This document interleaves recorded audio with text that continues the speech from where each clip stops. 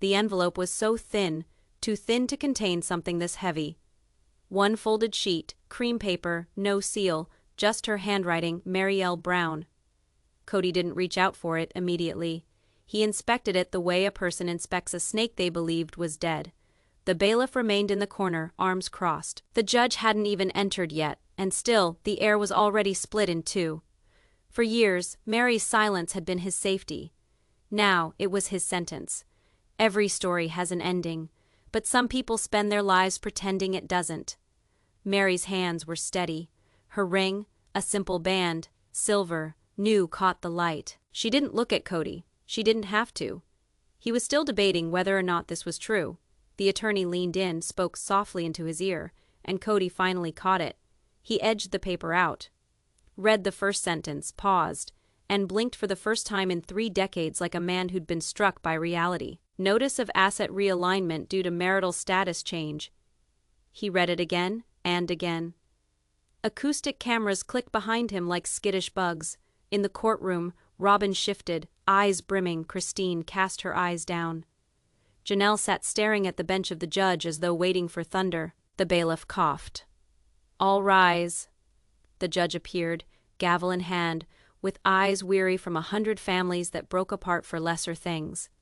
And in the quiet before he said anything, Meri whispered, soft, near prayer, like, "This isn't revenge, it is right, correct." The judge sat down. The file was laid on record. Courtroom lights felt colder. Cody sat back. Paper just shuddered a bit in his hand. "Do you realize what this signifies, Mr. Brown?" the judge asked. Cody glanced over at Meri, then at the ring, then back at the paper. He didn't respond, because deep inside he already did. Narration. When an empire falls, it doesn't crash. It crumbles, one signature at a time. The document that began it all wasn't penned by Meri. It was penned for her. By an attorney Cody had once retained. That was the irony that caused the clerk to smirk beneath her breath. The same legal brain Cody had relied on to construct the Brown clan's money, Webb had rewrote one paragraph secretly months earlier. Back when Meri initially vanished from Coyote Pass without warning, they dubbed it the clause. 4 sentences deep within a trust agreement. 4 sentences that made the term spouse a doorway. In case of a change in marital status, the following holdings shall transfer to the legally obligated partner of the trustee. No one picked up on it then. Not the accountants. Not Robin, not even Cody, who prided himself on reading every contract twice. Now, as Meri's lawyer placed that same trust on the table, every word glowed like it was alive. "Your Honor," she began, "this is not a division of property. It's a recognition of transfer. Meri Brown is now Mrs." She stopped herself, glancing at the judge. A hush fell over the room. Cody's jaw tightened. "You are kidding," he growled. Meri did not respond. "I am serious." "You remarried," he said, his voice soft, close to shaking. "I moved on," she said, matter of factly, legally, spiritually, for good. The reverberation of the word good came, as if it didn't know where to find its landing place. Robin's hand came up to her chest. "Meri, why on earth would you?" "Because you did," Meri said. "I did not remarry," Cody shouted. "You replaced?" she said flatly. "There's a difference." The judge raised a hand. "Let's proceed." Meri's lawyer slid a second paper across the table. This one bore a signature. Ink still fresh, initials beside it, Cody's name. He leaned forward, scanning the line. His breath caught. It was the amendment he'd signed in 2014, back when he shifted the family trust for simplicity. The same moment he legally divorced Meri to marry Robin, for the kids' sake. Only now that decision was the keystone of his undoing. "By law," the lawyer said, "the marital trust recognizes Meri's new union as the prevailing beneficiary." The gavel tapped once. Cody's hand balled into a fist. "Of course she owns half of what you thought was off limits," the judge interjected. The photographers took another round of snaps, but no one budged. Not even Meri. She simply stared forward and spoke in a soft voice. "I told you, this isn't revenge. It is a correction. Every empire constructs its walls from the same material. Faith, and faith is always the first thing to shatter." The hearing had adjourned for lunch. but no one was actually eating. Not the lawyers. Not the cameras outside waiting, and certainly not Cody. He stood by the vending machine, looking at the out-of-order sign stuck across the glass. The mirror reflecting back at him was weary, grayer, gaunt-eyed. Inside the courtroom, Meri waited alone. Her attorney had left to receive a call, and had left her with nothing but the sound of her own respiration. The new ring on her finger reflected in the overhead light once more, steadfast, unyielding. You know when somebody's finished talking, they blink less. Oh, the door opening wasn't her lawyer coming back. It was Christine, clockwise quiet, hesitant, nearly reverent. "Meri," she whispered, "may I sit?" Meri nodded, no anger, no warmth, just okay.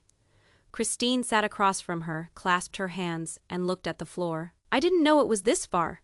Meri leaned forward a little. "Didn't you?" Christine's lips parted. Then closed. Silence spoke volumes. "He said it was for the family," Christine whispered at last. "It was always for him," Meri answered. Christine's head lifted, her eyes wet but firm. "I saw what he did, the way he treated you, the way he disrespected you. But this isn't punishment," Meri answered. "Then, what is it? Proof." The word hung in the air. Meri opened her purse and retrieved a tiny notebook. She pushed it across the table. "Everything's in there. Every transfer, every date, every conversation he thought I wasn't listening to." Christine didn't touch it. "You kept notes?" Meri smiled faintly. "You learn to, when silence is your only weapon." Out in the hall, the camera light flickered red, recording again. Robin's voice carried from the other side of the door. "I can't believe she'd do this to us, to him." Christine closed the notebook and stared at Meri. "Tell him you betrayed him." "Let him," Meri replied. "He'll distort it." "He already did. This is merely the portion he cannot edit." The door swung open. The bailiff entered. "They're ready for you." Meri rose. Christine did not. She merely stood by, notebook clutched in her hand, ring shining like a verdict. Truth doesn't come with noise. It slinks in quietly, waits for everyone to finish talking, and then sits down. Meri went back into the courtroom, and Cody was already seated. A folder was open in front of him, and for the first time, the edges of a signature page could be seen. His, and something else underneath it. The judge looked up. "We're back on record, Mr. Brown. Before we continue, there is a subject you asked to discuss." Cody stood up straight, lips clamped tight. "Yes, Your Honor, I have something to confess." The judge put on his glasses. "Go on, Mr. Brown." Cody rubbed his neck, glancing back and forth between Meri and the table of documents in front of him. His fingers drummed once, twice, before freezing. "I must set the record straight," he said slowly. "There were discussions that occurred off the books regarding the trust. About what was mine and what wasn't." Meri didn't blink. The keys of the court stenographer started their rhythmic clacking. "Conversations, the judge wanted to know." "Private meetings," Cody replied. "Ones that shouldn't have been recorded." That was the first time he'd ever said the word recorded out loud, and it was the only time Robin gasped aloud. Meri's attorney leaned forward. "Are you insinuating there is material evidence, Mr. Brown?" Cody hesitated. Then he took a flash drive that was resting in a small black enclosure next to his folder. He set it down on the table as if it were a radioactive sample. "This," he announced, "did not need to be." The bailiff reached for it, handed it to the clerk, who plugged it into the court's display system. The screen flickered on. Grainy video. Low sound. 2. Year. Old date stamp. Location: Coyote Pass Office. Brown Family Holdings, LLC. The tape started. Cody sat at his desk, talking to a man in a gray suit. You could hardly make out the words above the sound of the air vent booming, but one sentence was clear. "If Meri remarries, all bets are off. The clause will safeguard the brand. I can't have her getting half of this with someone else." The courtroom fell silent. Cody's current self stuttered. He hadn't recalled that line, not verbatim. The man in the gray suit on the tape responded. "Then you'd better hope she never signs another license." Meri turned to him now, very slowly. Her face wasn't anger. It was understanding. "You ensured the trust only benefited you," she said softly. "I defended what I created. Cody fired back. "We constructed it," she told him. "I simply did not know the walls were equipped with locks." The judge leaned forward. "Is that your voice, Mr. Brown?" Cody gulped hard. "Yes," the judge nodded at the clerk. "Leave the recording on the record." Robin covered her face. Christine stared at her hands. Janelle's eyes, shut Meri, sat absolutely still. When the video finished, she finally spoke after it began. "That clause you drafted to cover yourself. It is the one that released me." The gavel landed on the desk twice. "Sometimes evidence you conceal becomes the narrative you can't silence. And every secret has a sound. It just waits for silence to play." Rain started outside. Soft, steady, like punctuation. The afternoon recess passed and didn't result in anyone leaving the building. Reporters gathered at the glass doors, telephone held to their ears, whispering phrases like exposed, recorded, and collapse. Cody stood near the defense table with both hands wrapped around the edge as if he needed something tangible to hold on to. Meri remained in her seat, calm, collected. The eye of the storm she'd waited years to unleash. "When you've heard enough silence, noise doesn't frighten you anymore." The judge came back in, his robe flowing like a cloud. "Let's proceed," he said. Meri's attorney stood up. "Your Honor, with the court's leave, we'd like to submit further evidence in reply to Mr. Brown's tape." Cody's attorney groaned softly. "We're not here to settle old emotions." "No," the lawyer replied. "We're here to correct old lies." He opened a slim black folder and placed a single photo on the table, dated 3 months after Cody's recording. The picture showed Meri outside a courthouse in Utah. Beside her stood a man in a dark coat, head slightly turned from the camera. The date stamp matched the day she'd legally changed her last name. Cody's jaw clenched. "Who is he?" "Someone who didn't need to hide," Meri explained matter of factly. The lawyer nodded. "The marriage license is sealed at the request, but the notarization attests to her new legal status. That means her rights under the Brown family trust automatically transferred." Cody's voice cracked. "Undefined, you think you can wipe out all we created?" "No," Meri replied. "I am just reclaiming what I was informed was mine." Lightning illuminated the window outside, flash bright white light on Cody's face. He appeared older now, smaller in some way. The judge fumbled with his papers. "Undefined, based on the testimony given. I am inclined to go towards asset redefinition pending final examination." Robin stood. "Undefined, this isn't fair." "Undefined, she is playing technicalities." Undefined Meri shifted her head just a little, eyes serene. "You termed it faith when he did it." "Undefined, no, it is technical." Undefined Robin caught her breath. The courtroom murmured. The judge brought his gavel down. Undefined order. Thunder boomed overhead once more. Louder. The windows shook. Undefined storm had gotten its groove going. Cody glanced up. Rain tracing on the glass like marks on a confession. "You wanted peace," he spat. "Is this your idea of it?" Meri clasped her hands together. "Peace isn't quiet, Cody, it is honest. Every storm has a purpose. It doesn't kill. It shows what wasn't meant to last." As the rain fell heavier, the lights dimmed once, then stabilized, and somewhere between the thunder and the ensuing silence, you could all but hear the sound of something ending. Undefined. The judge had ordered an early adjournment. The storm outside hadn't abated. Lightning continued to flash against the windows, but in here it was silent, too silent. Meri sat by herself now, no cameras rolling, no reporters mumbling, just her and that envelope.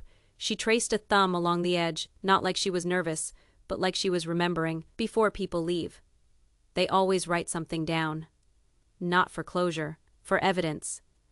The door creaked open. Cody entered. No cameras today. His hair dripped with rain. His skin white. He looked at the envelope. "What is that?" Meri looked up. "Something I never mailed." He derided, half a chuckle. "You think a letter's going to solve this?" "It is not for you," she replied. "Then why in the world does it have my name on it?" "Because you had to see it." Cody sat down directly across from her, steepling his fingers. "You've been plotting this for years, haven't you?" Meri didn't respond. She slid the envelope over the table instead. "Read it." He hesitated. then ripped it open.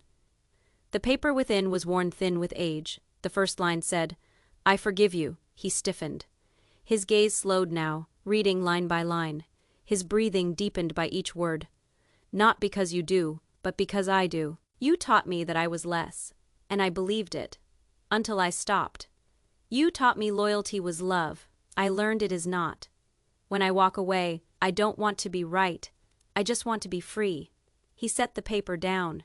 His voice cracked. "Whoa, when did you write this?" Meri sat back. "The night you signed the papers for Robin." Silence. He refolded the letter more slowly now. "You were to fight for us, I did," she said gently. "You just stopped paying attention." The clock ticked. The rain slowed. For a moment, there was no hatred, just two individuals who at last exhausted all versions of themselves. Then Cody muttered, nearly whispering, "You could have told me you were marrying." Meri cracked a faint smile. "You could have told me you were finished before faking it to me." He gazed at the letter once more, then put it on the table. The ink had run where a tear had fallen years before. "What is it you want of me now?" he asked. Meri stood, collecting her papers. "Nothing. That is the point. Freedom isn't loud. It is the sound of someone leaving without slamming the door." She left out into the hallway, where the storm had finally broken into calm drizzle, and for the first time in years her footsteps didn't echo. They just moved forward. 3 weeks after the hearing, Meri consented to an interview. Not a tell. All. Not revenge, just her side. On tape, the producer referred to it as closure. Meri referred to it as truth. When individuals cease making an effort to win, they finally begin speaking. The interviewer sat opposite her, serene, professional, but inquisitive. The red light flashed on. "Can you begin?" the interviewer requested. "With the instant you realized it was over." Meri did not wait. It was not a moment. It was a trend. She fidgeted with her ring, the new one, plain and silver. People believe endings are quick. They aren't. They are inches every time you cease being heard, every time you smile rather than speak. One day, you find yourself out of versions of yourself to give. The interviewer leaned forward. "Did you ever think you'd be here sitting discussing him in the past tense?" Meri smiled. "Small number. I figured we'd make it work. We always said love was work, but then I came to realize I was the only one getting there." The interviewer nodded. "And now, Meri said, "I am not angry, just awake." A beat of silence, the kind that fills a room instead of leaving it empty. Then the interviewer said, "Is it true you remarried?" Meri glared directly into the camera. "I did," in silence, without cameras, without fanfare, just honesty. "Who is he?" She smiled weakly. "Someone who didn't need me to explain why I lingered so long before departing." The interviewer paused. "What would you say to Cody now, if he was watching this?" Meri stopped, selecting each word with care. "I hope you become peaceful," she whispered. "And I hope you cease confusing control with love." The crew producer's throat constricted. Camera operator rapidly blinking to stabilize his shot. Then the interviewer put in one final question. "What do you want others to know about the truth they attempted to conceal?" Meri gazed down, then up at the camera. "That it wasn't ever about hate," she added.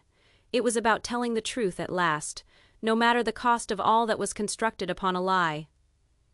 The red light clicked off. The studio fell silent. She rose, thanked the crew, and left. Outside, the sun sat low. Same gold color used to occupy Coyote Pass before all the changes. There are stories you share with the world, and stories you share with yourself. The last chapter is when they two finally match. At the end, the camera faded to black, and one title was shown on screen, "To be continued, the deposition." 2 months after the interview, Cody's legal team requested a deposition. They said new evidence had emerged, though everyone in the room already had an idea of what that entailed. A final move, a desperate one. Meri arrived first. No entourage, no cameras this time, just her lawyer and that same quiet confidence she'd carried since the storm. Cody came in next, wearing the same navy suit from the hearing. His tie was slightly crooked, his eyes darker. He sat across from her without a word.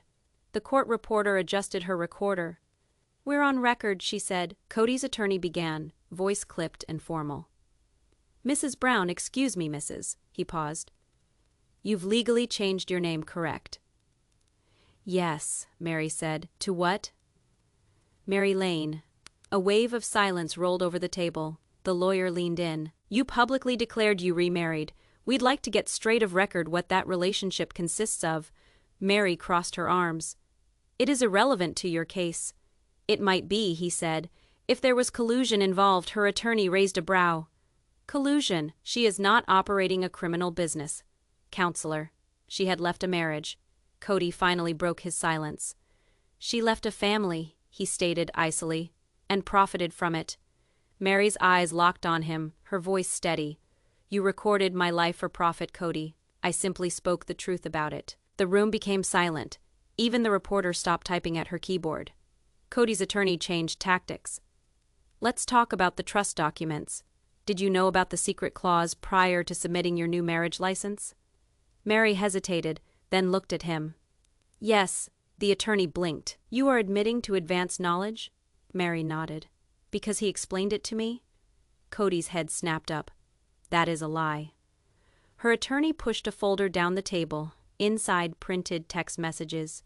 "Time, stamped, archived. Don't bother with the paperwork," Cody had written. "It is already covered in the trust." He gazed down at the printout, realization dancing behind his eyes. "You saved those?" he asked softly.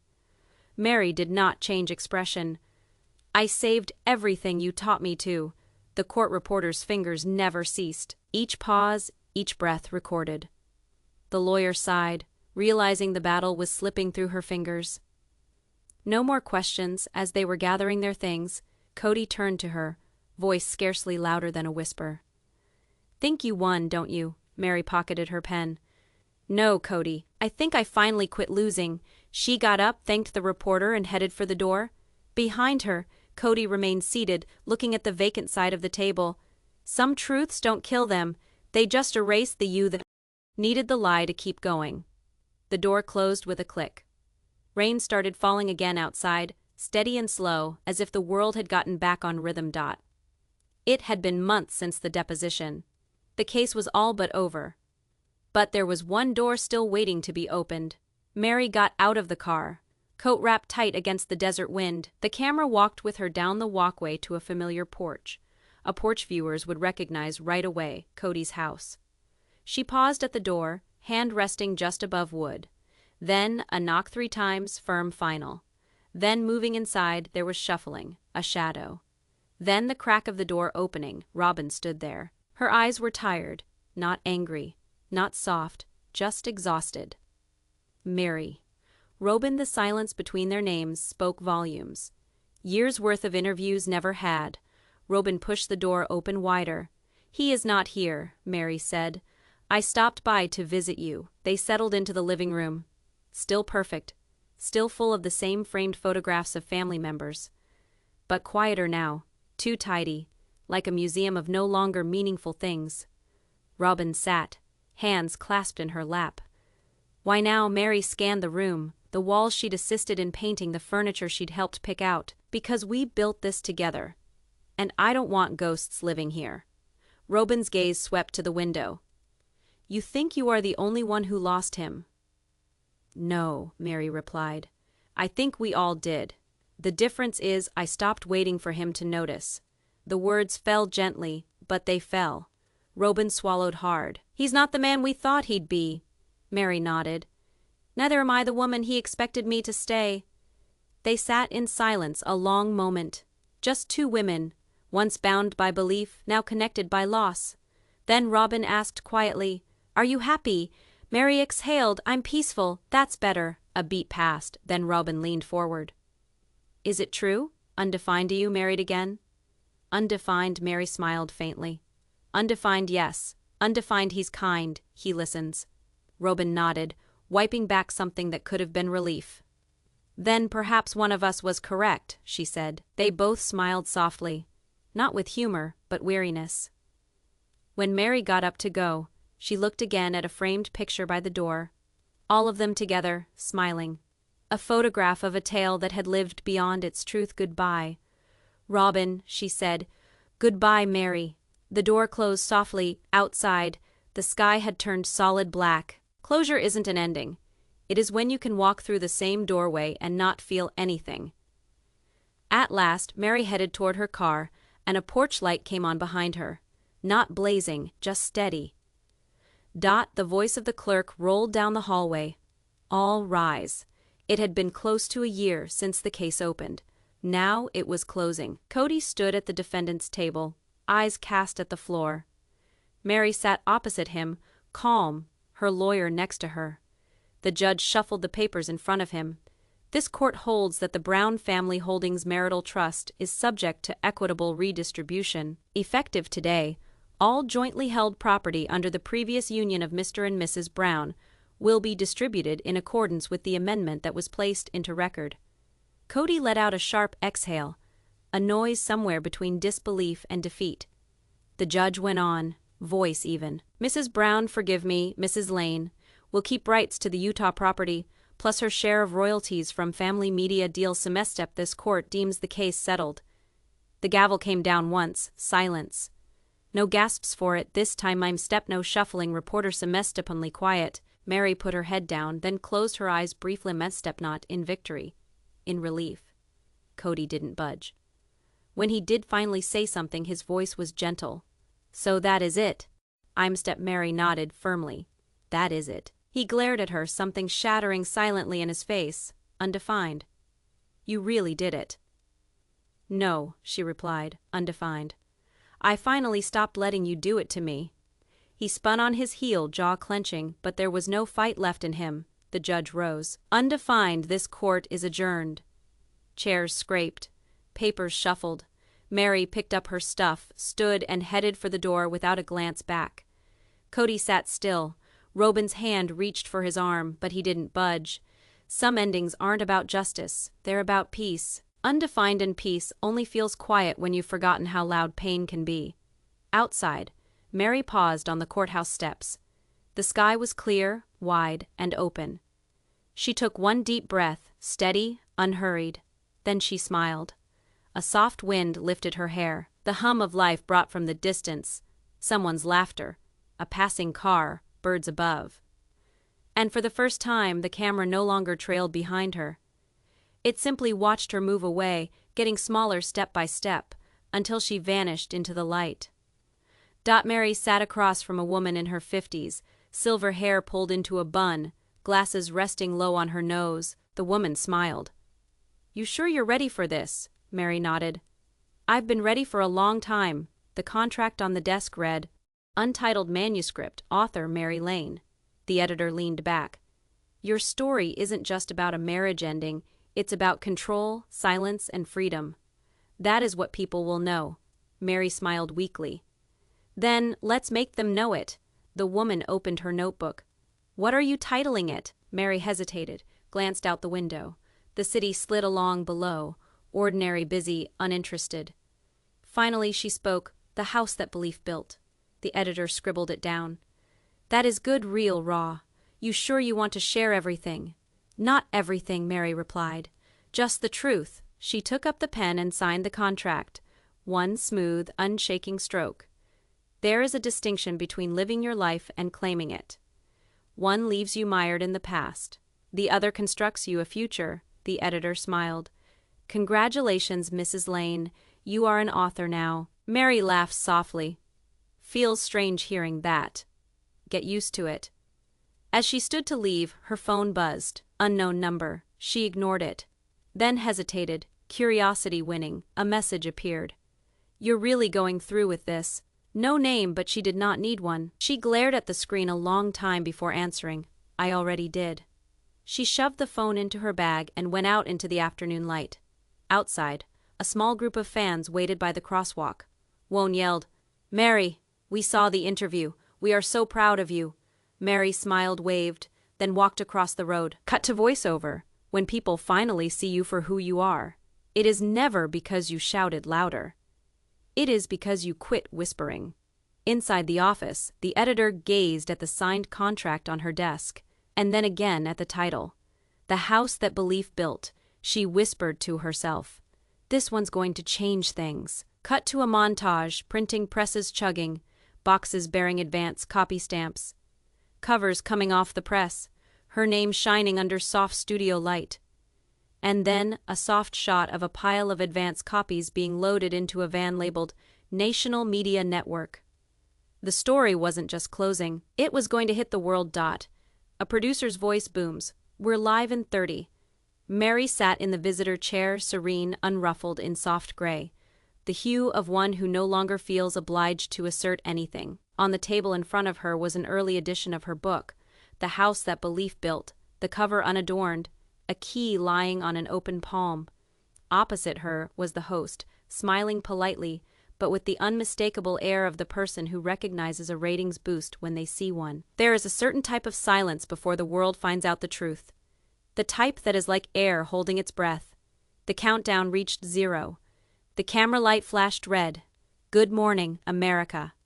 The host started off smoothly. Today, we have a special interview with Meri Lane, ex-Meri Brown, whose new memoir has already become one of the most pre-ordered books of the year.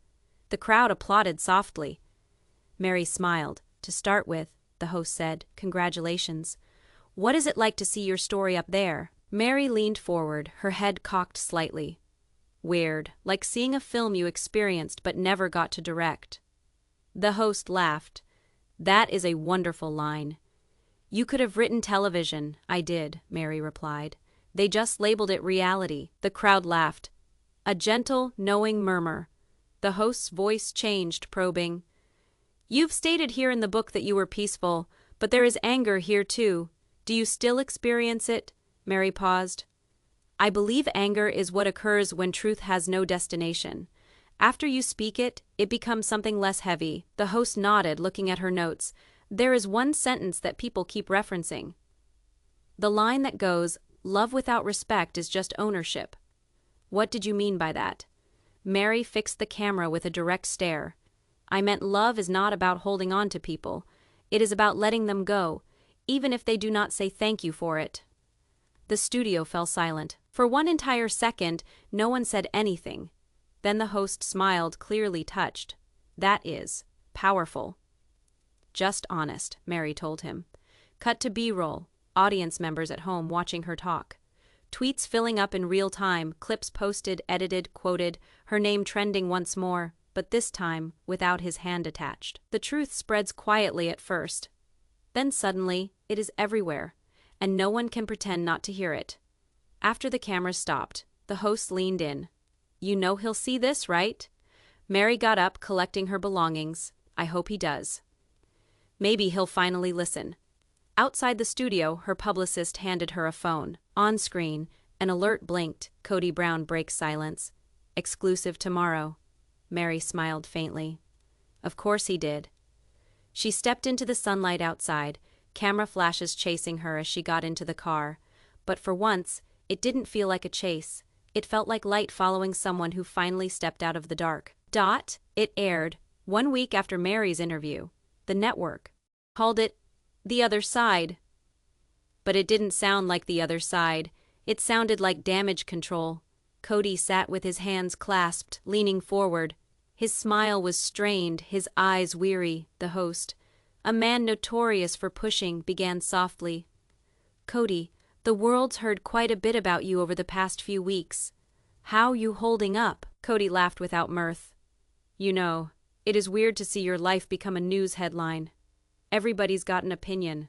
Nobody knows the truth. The host nodded. Then tell us, what is the truth? A break, Cody glanced down, then up. The fact is, I did what I believed was best for my family. I messed up, but I was attempting to lead. The host leaned his head. Many people would say it wasn't leadership. It was controlling. Cody's face clenched. People love to rewrite history when they get hurt. Meri wasn't perfect either. The host leaned in. You watched the interview. Of course, Cody replied. She is a natural in front of the camera, always was. His tone held something. Not respect, not anger, something nearer to incredulity. She forgave you, the host went on. Cody blinked, then smiled quietly. Forgiveness is simple when you are on top. The host paused. Cody breathed out, massaging his temples. Look, I don't despise her. I simply wish she recalled that I constructed that world as well. I took what wasn't mine, his host asked softly. Cody's smile dried on his face. He froze. That is not fair, but true. There was silence. He looked down, his voice lower now. I lost everything. My family, my faith, my name. Maybe I deserve some of it, but not all. Cut to B-roll, footage of him walking on the vacant property of the old Coyote Pass. Empty lots, forgotten plans. The vision he used to peddle on television, now fences and dust. Times when silence is mistaken for weakness. Sometimes, though, silence indicates only that the story is no longer theirs to tell anymore. In the studio again, the host posed one final question. If you could say one thing to Meri right now, off camera, what would you say? Cody looked off into the distance. A pause of long seconds. Then, almost inaudibly, he spoke. I thought we were forever. The host nodded slowly. And now, Cody sighed. Now I can only wish that her eternity is more gentle than mine. The light faded. The camera hung on his face. Regret, pride, fatigue. All nodded in the same plane. As the credits rolled, the last lines on the screen read, Next week, the confrontation. Meri was already sitting at a small corner table, sipping a cup of tea. She seemed serene, older, softer, but anchored. The kind of calm that only comes after you've already survived the worst. The door opened. A shadow fell across the floor. Cody walked in.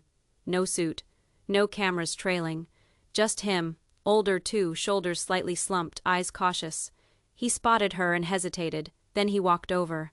Meri, Cody, he sat down. No hug, no handshake, just silence. Every ending needs one last conversation. Not for closure, but for clarity. Cody broke the silence at last. I didn't think you'd meet with me. Meri shrugged. Neither did I. But you asked. He nodded slowly. I watched your interviews, read some of the book. Some? She teased softly. He half smiled. Enough. They laughed together quietly, the first genuine laughter in years. Cody leaned forward. You really meant it, didn't you? You don't despise me. Meri looked him in the eye. I quit hating you when I found out I didn't have to be mad in order to get over it. He looked down. You were always stronger than me. No, she said quietly. Just quieter. A long silence. The hiss of the cave filled the space between them. Pots clanging. A barista yelling out an order. Life going on around them like it didn't know what history occupied that table. Cody exhaled. I didn't come here to defend myself.